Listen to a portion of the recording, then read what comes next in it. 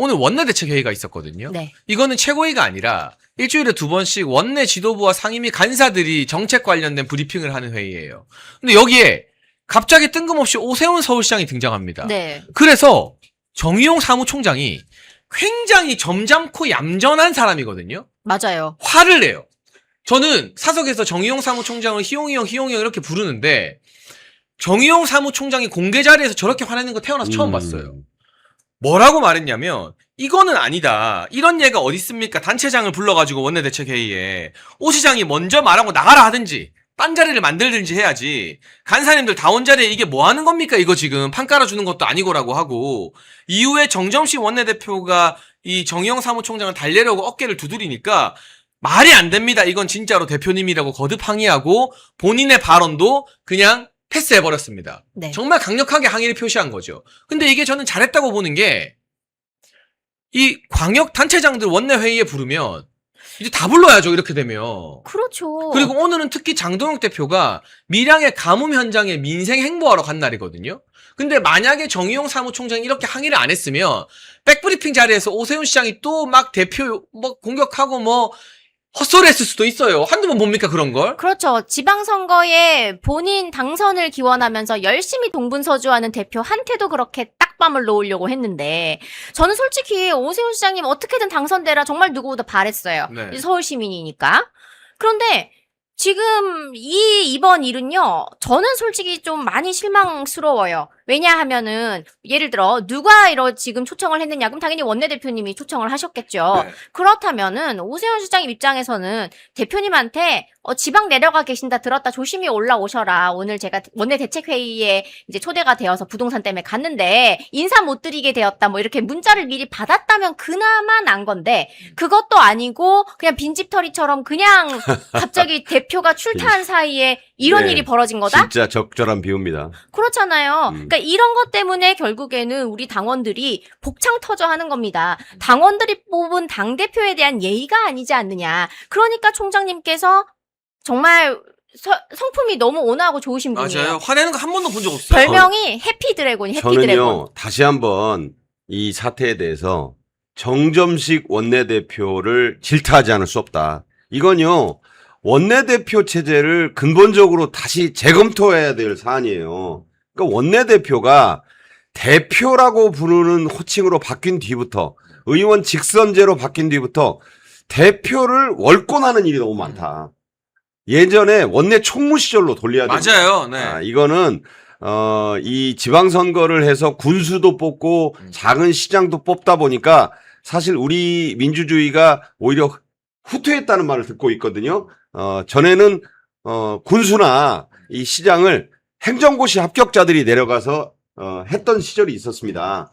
26, 7살짜리 행시 합격자가 군수를 했던 그런 그 옛날도 있었는데 왜 옛날 얘기를 하냐면 원내 총무는 이렇게 할 수가 없죠. 그러니까 원내 대책회의에 서울시장이 나타나는데 이게 장 대표에게 보고가 돼야 되는 사안이에요. 근데 이 지금 정점식 원내대표가 내가 원내대표니까 부를 수 있다. 원내 대책회의는 내가 왕이야. 이런 그 오만한 태도가 아니고서는 이렇게 하면 그러면 오세훈 시장이 거기에 나와서 할 수 있는 프리패스를 준 거 아닙니까? 이런 거는 이런 행위가 지금 여러 번 반복되고 있는데 정의용 사무총장의 화도 화지만 이 당대표를 너무 무시하는 행위를 지금 이 정점식 원내대표가 계속하고 있는데 이건 아니죠. 이런 점에서 보면 55명의 의원들의 지지를 받아서 된 사람이 100만 당원의 직접 선출로 당선된 당대표를 너무 무시하는, 그러니까 이거는 지금 당이 태양이 두 개인 것처럼 행동하는 거예요. 그러니까요. 맞아요. 공공연하게 이건 있을 수 없는 거다. 그래서 차제에 이게 이제 민주당은 뭐 어떻게 하건 간에 이 당원 당규를 나중에 고쳐서 원내대표 직선제를 없애든지 이 원내 총무 시절처럼 원내대표도 강력한 단일 지도 체제의 대표가 당원 이 투표로 선출될 때 저는 러닝메이트제로 하는 건 어떨까? 아니면 명칭을 일단 바꿔야 돼요. 원내 총무가 그 왔다니까요. 홍준표 전 시장도 그 이야기 하더라고요. 네. 원내 총무로 바꿔야지.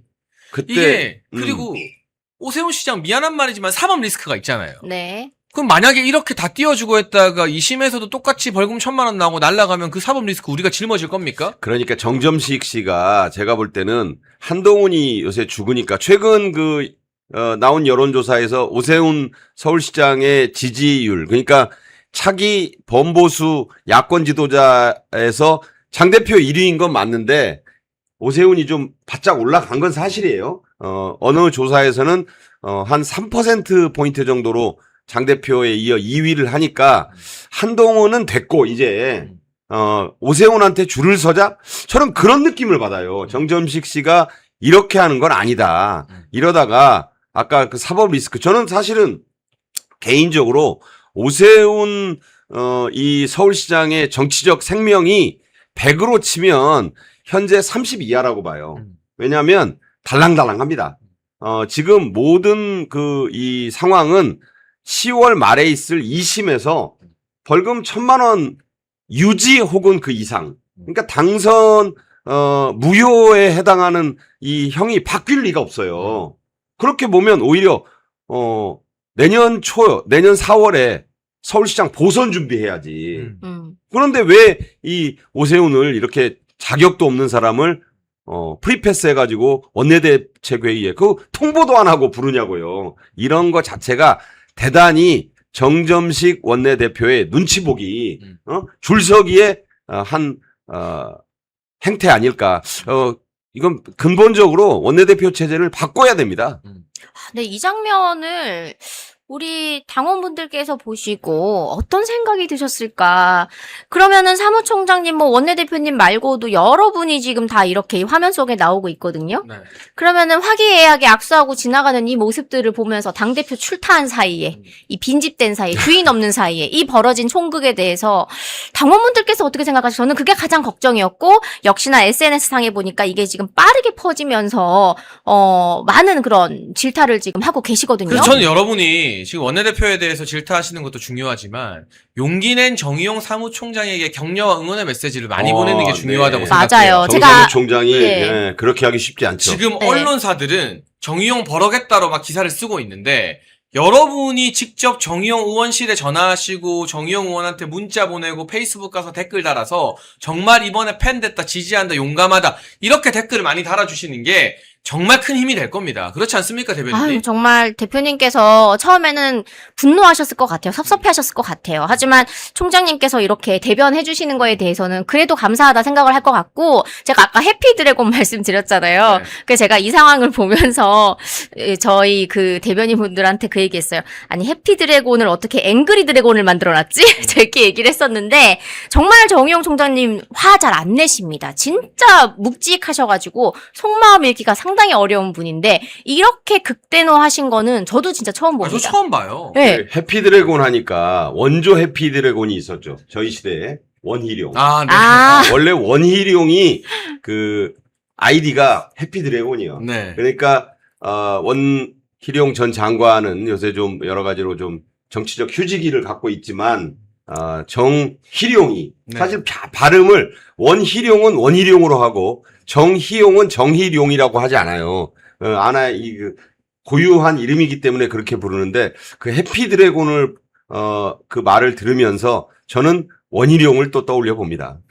네, 만약에 정의용 사무총장이 저렇게 버럭하지 않았으면 당골이 정말 더 우스워졌을 거다라는 맞아요. 생각이 들고, 그리고 우리는 냉정하게 내년 4월에 열릴지도 모르는 서울시장 보궐선거 준비도 해야 된다, 물밑에서. 중요하죠. 당연하게. 그리고 그 선거가 오히려 이재명 정권의 숨통을 끊는 선거가 될 수 있다. 그리고 누가 봐도 그 그러니까 보궐선거 또 우리가 무조건 이기죠. 강릉 보선은 지금 우리 장동혁 대표 그 주도로 치를 수밖에 없잖아요. 그리고 우리가 이길 확률이 훨씬 더 크죠. 저는 이게 오세훈이 정원호 이길 때 6만 표 정도 이겼다고 본인이 나름 자랑하는데 지금 이 분위기 부동산 세제로 이렇게 민심이 떠나고 하는 분위기로 보면 최소 60만 표 이상 이길 수 있다고 봐요. 후보가 누구라도 오히려 지금 장 대표에게 정치적 기운이 몰리고 있는 형국입니다.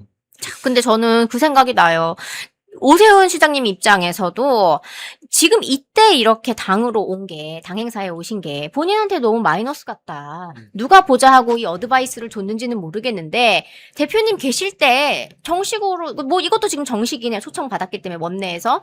근데 대표님 계실 때 와가지고 악수하고 그렇게 하는 게 나중에 뭐 여러 가지 사법 리스크든 뭐든 우리 당 입장에서도 뭐 서로 간에 이게 나쁘지 않은 그림일 텐데, 왜 오늘 하필 대표님 없을 때 이런 상황이 벌어졌나? 이걸 누가 제안을 했나? 저는 이게 정무적 판단이 잘못됐다. 이건 패착이라고 저는 생각을 해요. 예. 그리고 오세훈 시장님께서 만약에 그때 6.3 지방선거 때 개표 그 현장에서 이거는 뭐 솔직히 저 개인 생각이에요. 좀 아쉬운 거는 그때 우리 송파에 그 투표소 개표소에 우리 서울 시민들이 온몸으로 막지 않았습니까? 이건 참정권 훼손이다. 이 선거 무효다.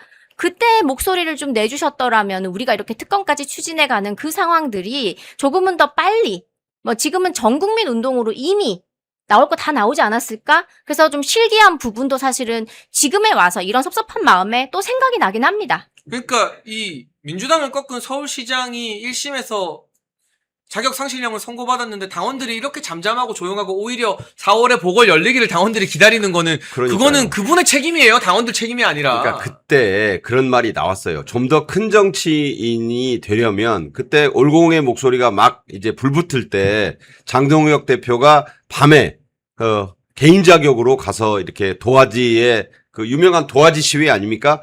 그런 거 들고 할 때 그때 오세훈 시장이 당선인의 신분일 때 내가 당선됐지만 이건 문제가 있으니 내가 선거 소청을 하겠다라든가. 결국 그 선거 소청은 당연히 중앙선관위가 바로 어제 기각을 했어요. 그러니까 어차피 결과는 마찬가지였는데 정치인으로서 오세훈이 더 크게 될 수 있는 기회는 사실 그때였다. 한 2달 전에 네. 이미 왔었죠. 근데 6만 표 차이로 이긴 것에 너무 연연했어요. 그것을 뭐 어떻게 보면 꿀단지 지키듯이 하는 행보를 보이면서 본인이 야 이제 내가 뭐 장 대표하고 맞서지 못할 이유가 무엇인가 이러면서 뭐 유승민도 만나고 은근히 이 친한계들과 자리를 갖고 거기에 지금 정점식 원내대표가 올라타는 그런 형국이 되다 보니 이 국민의힘의 지금 당원들이 100만 당원들이 거의 다 분노하고 있는 것이다. 정말 정점식 원내대표의 이 갈짓자 행보 정말 문제가 있다고 보고요. 이런 것은 사실 이것도 자꾸 원내대표를 그 당 밖에서 대표처럼 그러니까 대표라는 호칭을 없애야 된다고 제가 늘 주장을 해요. 원내대표가 아니다. 대표는 한 사람밖에 없는 거예요. 상호신용금고를 저축은행으로 부르니까 이게 은행인 줄 아는데 그 은행이 아닙니다, 원래. 저 또 한 말씀 드리고 싶은 게, 네. 왜 이렇게 당원 귀한지 모르나. 저 되게 지금 마음이 너무 아파요. 그게 왜 그러느냐. 원내대표는 원내에서 뽑았다? 뭐 오케이, 알았어요. 근데 그 원내라는 건 누가 뽑아준 겁니까? 뭐 국민들이 뽑았다? 그러면 경선은 어떻게 통과한 겁니까? 그 당원들이 뽑아준 거 아닙니까? 당원 귀한 줄 알아야 됩니다. 지금 우리 원 구성해 보면요. 110석인데요. 이 중에서 솔직히 말씀드릴까요? 한 70석 정도 이상은요. 우리 국민의힘 당 이름으로 나갔기 때문에 당선된 거 아닙니까? 그렇죠. 네. 그 당 누가 만든 거예요? 우리가 만든 거 당원들이 주인이에요. 근데 이렇게 당심하고 민심이 따로 논다라는 식으로 민심 편에서 해야 된다 이런 식으로 당원들 뒤통수 치는 행위를 이거를 당원들이 뽑아준 원내에서 이러고 있는 거 이거 진짜 배신입니다. 이거 이렇게 하시면 안 됩니다. 정말 저를 비롯해서 많은 이 청년이들 또 뭐 청년이 아니라 하더라도 애국심에 불타는 이 많은 이 험지 출마했던 이 후보자들은요. 당원 정말 너무 귀했어요. 그 당시에. 본인들께서는 지금 지난 총선 때 그렇게 그냥 나 이제 경선에서 통과했으니까 나는 국민의힘 후보니까 나 당선권이다 라고 생각하셔가지고 당원들이 쉬웠는지 모르겠어요. 그래가지고 삼거리에서 큰절 한번 하고 비 올 때 한번 나가서 비 맞아주고 맥심 커피 뒤에서 타먹고 뭐 그러면서 그냥 뭐 당선되면 끝입니까? 그러고 나서 당원들은 뭐 기억에도 없어요? 그거 너무한 거잖아요. 그러니까 나는 우리 김효은 대변인 처음 봤을 때 기억이 너무 선명한데 진짜 오산 사람인 줄 알았잖아. 그런데 알고 보니 야, 그 물설고 낯선 땅에 내려서 처음 가보는 그 그때 오산에서 맞아요. 그래서 제가 그때 오산에서 너무 감사했던 게 당원들 아니었으면 저는 선거 못했어요. 맞아요. 그렇게 초짜가 그냥 젊고 조그만한 키 160도 안 되는 여자애가 쩔레쩔레 와가지고 기호 2번 후보라고 왔는데 우리 동네 사람도 아닌데 야. 우리 당 후보니까 그렇게 지원 유세 때마다 꽉꽉 채워주신 거예요. 그 맞아요. 고마운 걸 어떻게 그냥 잊고 살아요. 이거는 배신입니다. 그러니까 야 그래서 더 그 아마 분노가 치밀어 오르시지 그럼요. 않을까 네. 생각을 합니다.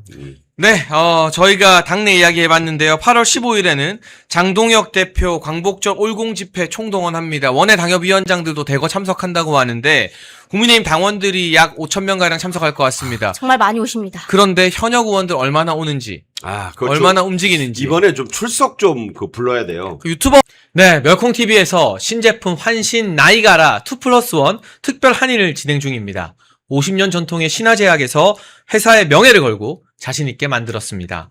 면역력 강화, 혈액순환 개선, 피로 개선, 기억력 개선, 항산화에 도움을 주는 식약처 인정 건강기능식품입니다. 특히 밤에 주무시다가 화장실 문제로 불편을 겪는 분들에게 추천드립니다. 멸콩TV와 함께하는 환신 나이가라 많은 문의와 사랑을 부탁드립니다.